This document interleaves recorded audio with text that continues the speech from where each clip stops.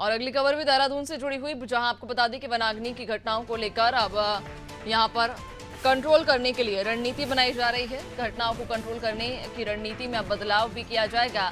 NDRF और वायु सेना की यहां पर मदद ली जा रही है। इसके अलावा घटनाओं को नियंत्रित करने पर हर स्तर पर प्रयास किए जाएंगे। विभागीय अधिकारी ग्राउंड जीरो से यहां पर रूबरू भी होंगे। तो उत्तराखंड में बढ़ती वनाग्नि की घटनाओं की रोकथाम को लेकर अब रणनीति में बदलाव किया जाएगा, जहां आपको बता दें कि एनडीआरएफ और वायुसेना से मदद भी ली जाएगी।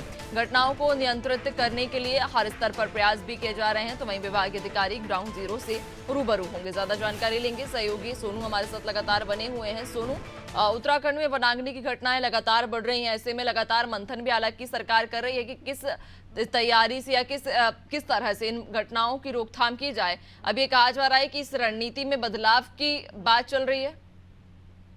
देखिए, जिस तरह से मुख्यमंत्री ने बढ़ती वनाग्नि की घटनाओं को गंभीरता से लिया है और चुनावी व्यस्तता के बावजूद मुख्यमंत्री दिल्ली में होने के बावजूद मुख्यमंत्री ने समीक्षा बैठक की वर्चुअल तौर पर और साफ तौर पर दो टूक संबंधित विभागीय अधिकारियों को ये दिशा निर्देश दिए हैं और ये कड़ी चेतावनी भी दी है कि जो वनाग्नि की घटनाएं बढ़ रही हैं इसमें अधिकारी भी जिम्मेदार हैं।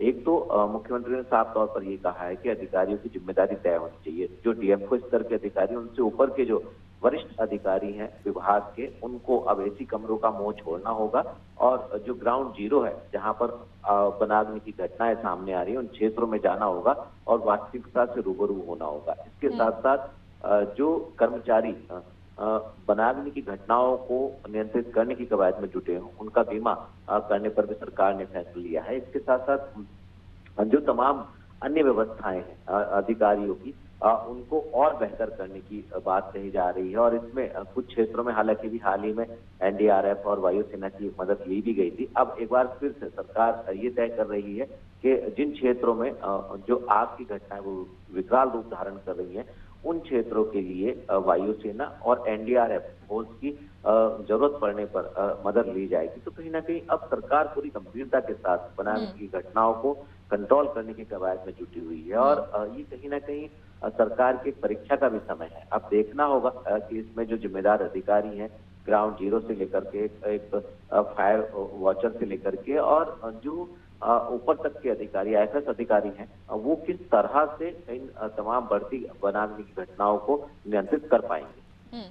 बिल्कुल, यानी कि एक बार फिर से सरकार अपनी तरफ से पूरी कोशिश और पूरे प्रयास कर रही है कि वनाग्नि की घटनाओं पर रोकथाम लगाए जाए और उसको लेकर अब रणनीति में भी बदलाव किया जा रहा है। बहुत शुक्रिया आपका, बने रहिएगा, आगे और भी अपडेट्स लेंगे आपसे सोनू।